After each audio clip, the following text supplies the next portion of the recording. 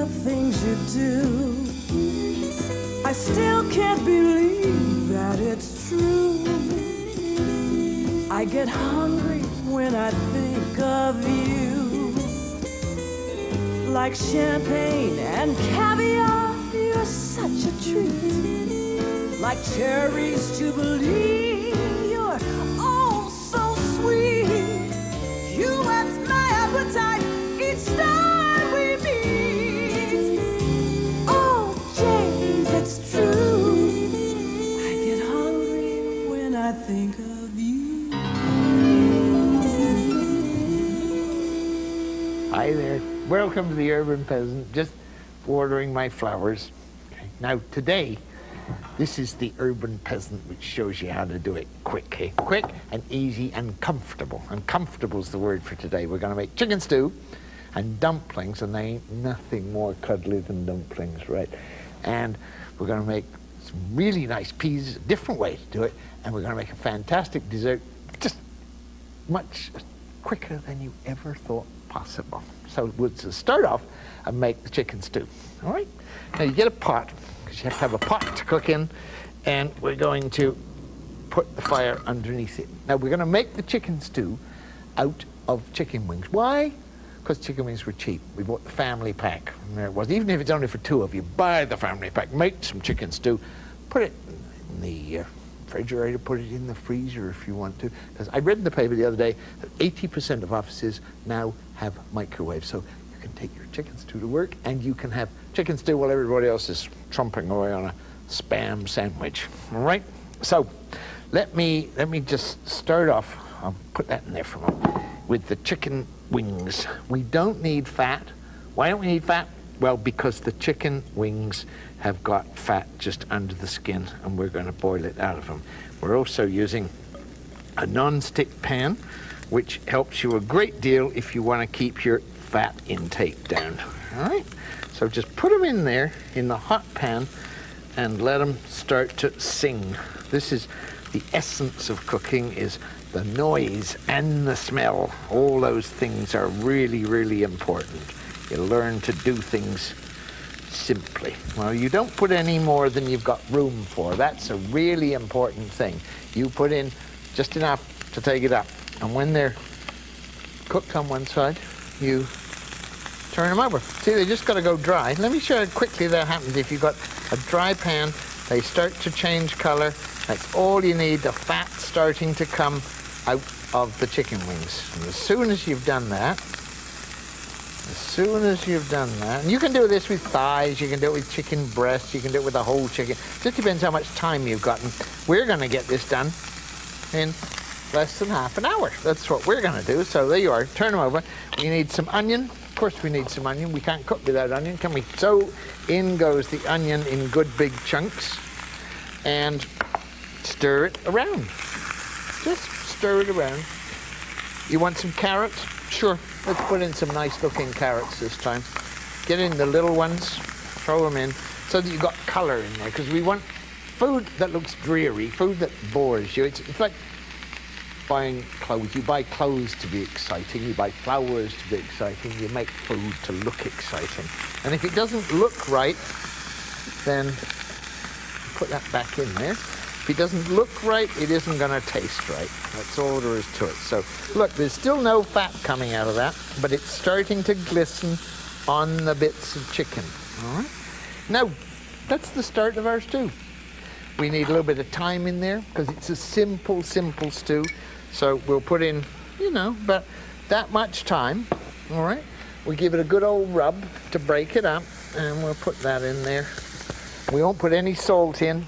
We won't put any garlic, because this is a simple stew. This is for people who will want it simple. All right? So there we are. And we need some liquid. Now we have a choice. We can put anything in here. We can put water in it, but since I got some red wine, we might as well put some red wine in it. And we'll just put the red wine in now into the stew. And if you want to stop putting red wine in there and put half water, that's okay. You can put all water, you can put apple juice, it'll taste different, but that's what you do. There's our stew. And that's just got to sit there and go for a little bit. I want some celery. All right, let's put some celery in there. Put it in fairly big pieces. Put the leaves in too, because they all taste good. Put it in there. And there you are. The stew. I don't want to get too dirty, do I?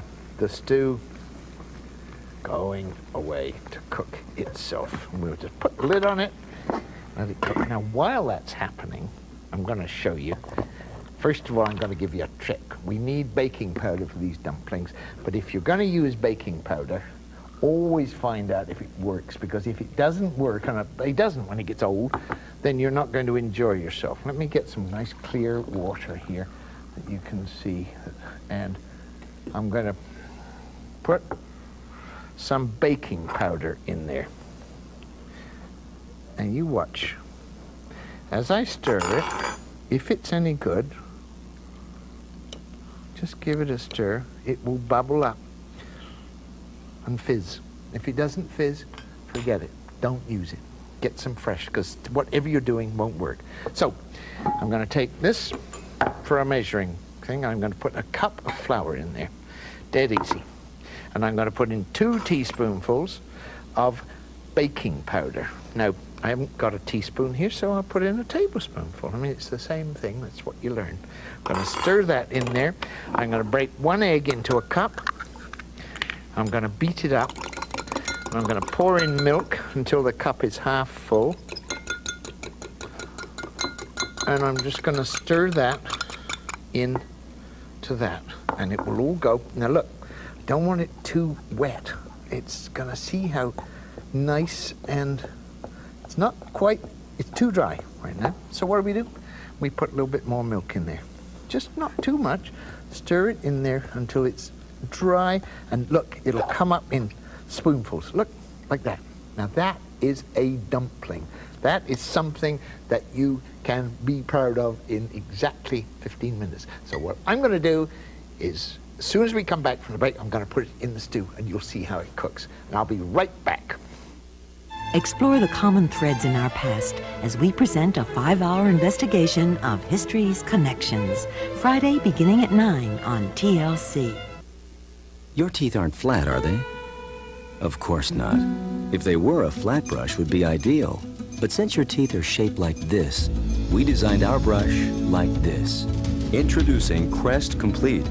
Your dentist uses special instruments that get between teeth. Crest Complete gets between too, up to 37% farther than the leading flat bristle brush. So to help maintain a dentist clean at home, get new Crest Complete. Only Crest could make a brush this complete. One taste of the Ocean Spray Cranberry and people will say just about anything. Bow! Hubba lubba hickaboo hoodoo mow. Hubba lubba hickaboo. Jubba dubba lubba dubba. Hubba lubba hickaboo hoodoo mow. Ow. Sweet tarts. Sweet tarts. Wow. Hubba bow. Wow. Hubba lubba reba. Sweet tart. The sweet tart taste of Ocean Spray Cran drinks. It's amazing what a little cran can do. Bow. Hubba lubba hickaboo hoodoo mow. Hubba lubba hickaboo. And now you can enjoy a little cran from a can. Ocean Spray to go.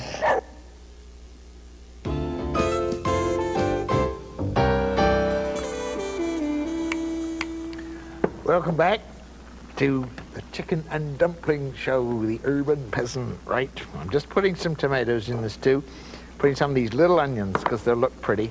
I'm just going to stir those in a bit, put the lid back on, and let the stew continue to turn itself into a stew. But while we do that, we're going to put the dumplings in a minute. Dumplings we got already made, dead easy, 1 egg, a little bit of flour, that's what we're doing. I want to show you something really nice to do with peas. Okay, I'm going to line this pot here. And you don't have to have this pot. You can do it with any pot, but it's nice to have a pot that you like that's the right size. Just line it with lettuce leaves, all right? And I'm going to put a little bit of butter in the bottom of it. A little bit of butter in there. Let's get that out of there. It doesn't want to come out today. And then I'm going to get some more lettuce leaves ready to go on the top. And I'm going to put some frozen peas in there. Just get them out of the freezer here. And we'll just, there they are, still, right? Frozen peas and butter. I'll put a little bit of mint in there. Crush up the mint leaves. put some mint in there, and then put lettuce leaves back on the top. Now, if you want to use lettuce leaves to make them lineable to usable, see that's got a spine in there and it won't bend, just turn that and tear it off the spine. Put that in a plastic bag, keep it for soup, and put your lettuce leaves on top. Here's another one. Tear it off, put the lettuce leaves on top, and then you put the lid on. Now, you don't put any water in there because you've got juice out of the lettuce leaves and the juice out of the peas, a little bit of butter and a little bit of mint, and it'll make a sauce that will just blow you away. It's a lovely, lovely, lovely, rich sauce, and it makes itself.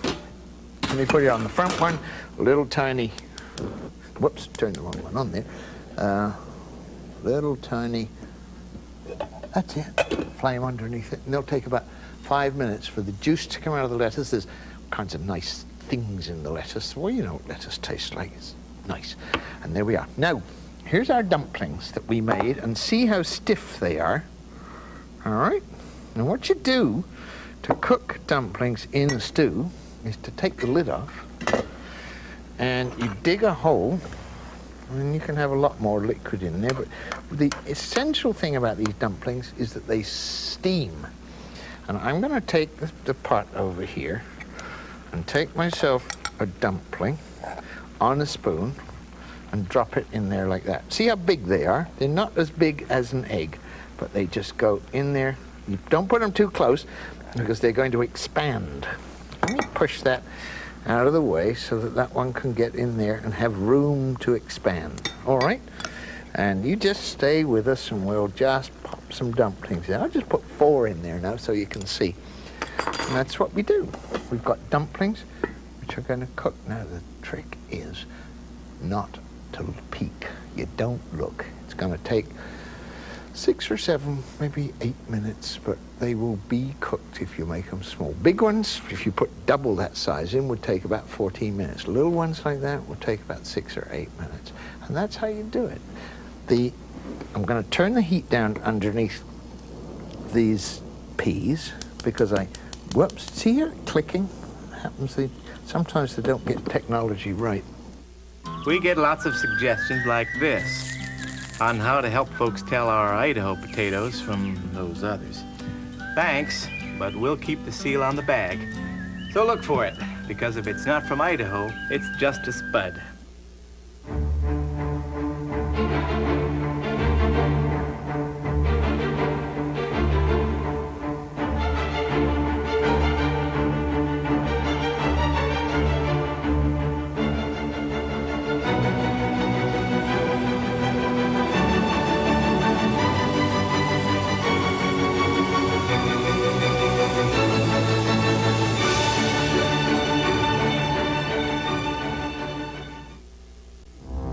Tonight on the Learning Channel. Recall an empire unequaled in human history. They terrorized Europe, conquered the Chinese, building a civilization that would change the world forever. Now look back on the followers of Genghis Khan and their era of conquest, the Mongol hordes a storm from the east. Concluding tonight at 9 on the Learning Channel. There are a lot of smart reasons to apply for the American Express card. Just call us at 1-800-THE-CARD. And then a canceled flight won't leave you stranded. I can't believe they canceled our flight. It'll be fine. This is a great day. It's a beautiful drive. Because unlike a bank card, the American Express card has no preset spending limit. You can apply right over the phone. With the American Express card, you're in control. You pay your bill in full. There's no revolving debt, no outrageous interest. You stay out of that trap. So call 1-800-THE-CARD. You can apply right over the phone. I still don't know where I lost that wallet. My whole life was in it. Pictures, license. So we're on bread and water? No. New card. If you ever lose the card or it's stolen, you can get a replacement in 24 hours. Don't delay. Call 1-800-THE-CARD and apply now.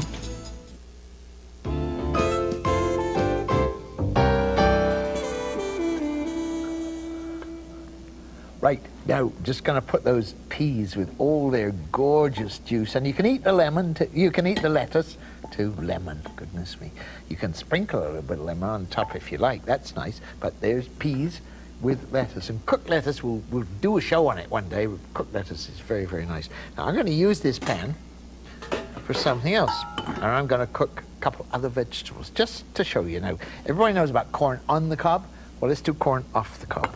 So we'll put some heat underneath that fire, and we'll get this corn, and we just cut it off as close as you can to the bone.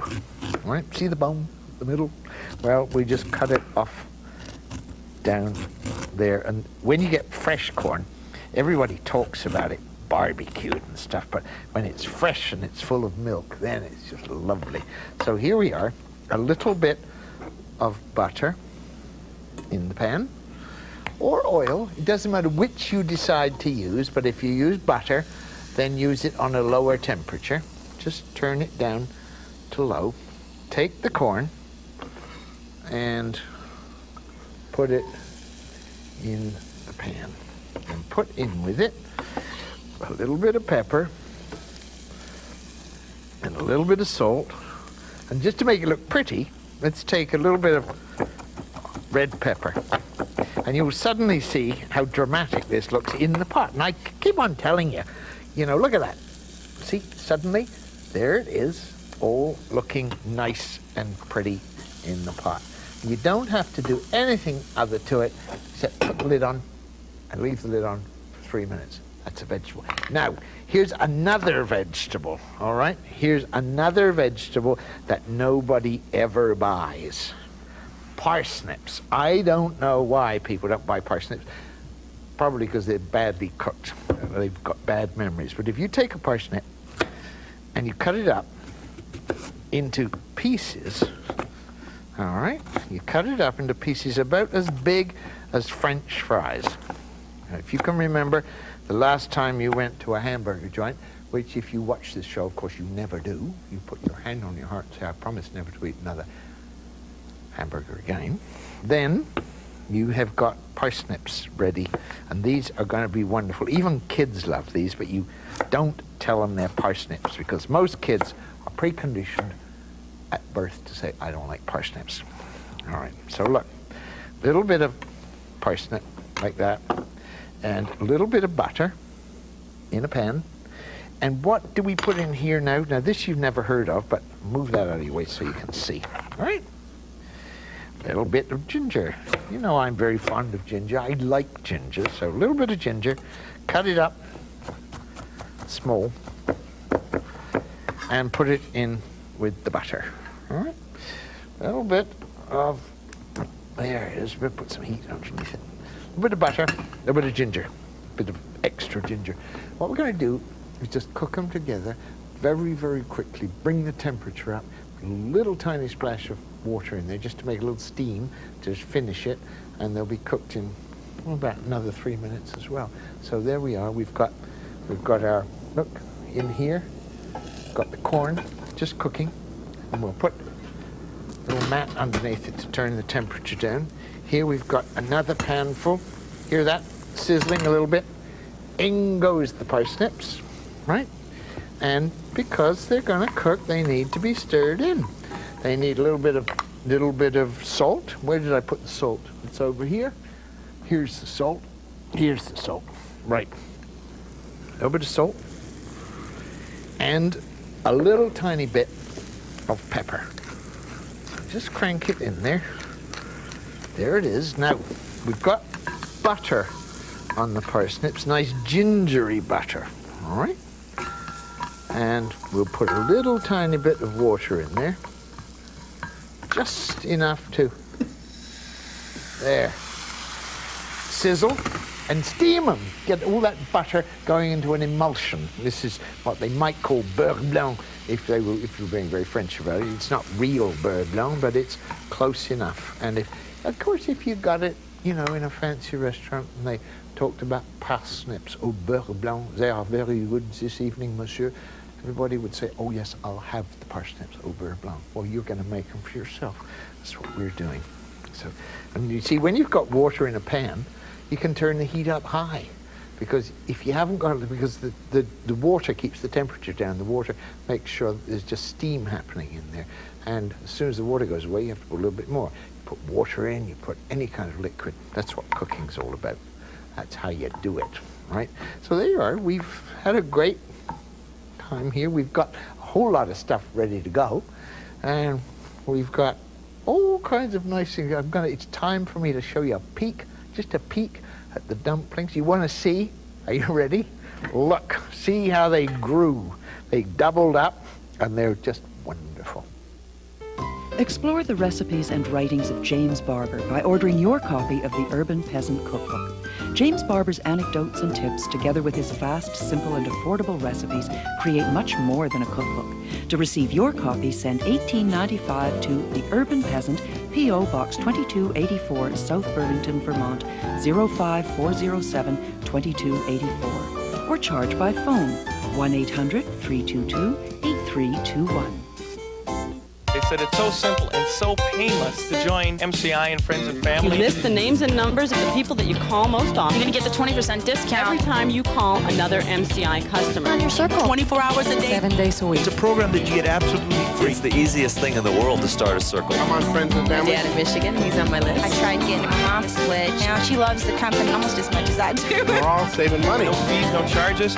Friends and Family is the greatest program in the history of long distance.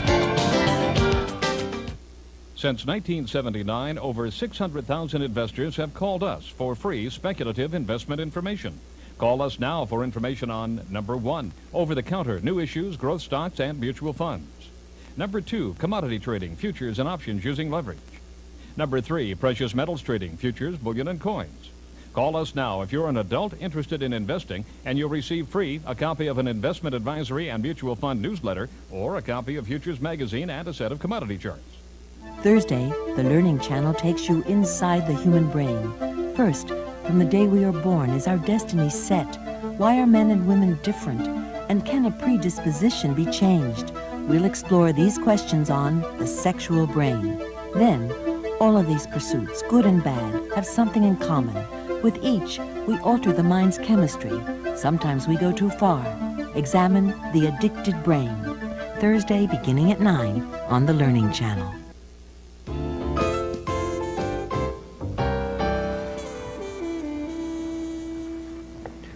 You make a comforting dinner, and you want a comforting dessert, right? I mean, there's the vegetables. We did those. I just put them out on the plate.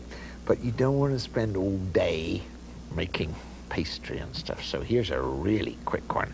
And it's really nice, and it's dead easy. It's called bananas au chocolat. And all it needs is for you to peel a couple bananas, or as many bananas as you think. And if you've got ice cream to go with it, that's fine. I haven't got any ice cream today. You can put creme fraiche with it. You can put whipped cream with it, or you can just eat it the way it goes. But you just peel some bananas, take them out of the skin, and then you take the fry pan and you crank it up with sort of medium heat there, and you put some butter in it. A little bit of butter. A little bit of butter is a very nice thing indeed. So here's a little bit of butter in the fry pan. Now, as soon as the butter starts to melt, which is not happening yet, it will happen, you put the bananas in. And then you get ready for it. Now, I've got this chocolate, plain chocolate, non-sweetened chocolate. And just cut it up into bits. If you do it with a sharp knife, it will sort of grate off so that you've got nice, thin slivers of chocolate. And that's all we need. Okay, now, there's the butter starting to melt. And as soon as it starts to melt, you lay the bananas in. You just lay one after another, and you sprinkle a little bit of brown sugar. A little bit of brown sugar. Where's a spoon? Here's a spoon.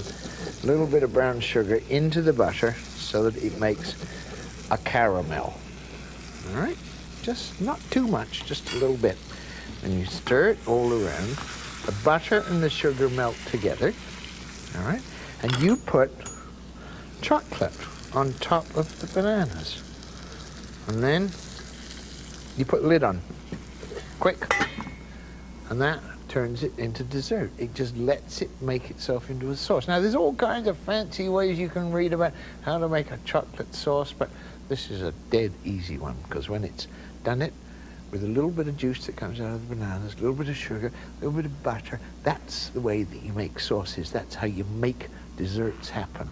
And you take it to the table and everybody gets absolutely delighted because it was so simple and so quick and so easy, and you're not going, oh, because you just did it, and that's all you got to do. Just do it quickly and simply. Let's have a look. See, look, it's starting to melt already. Isn't that just great? And that's all you really got to do. So there we are. We got dessert.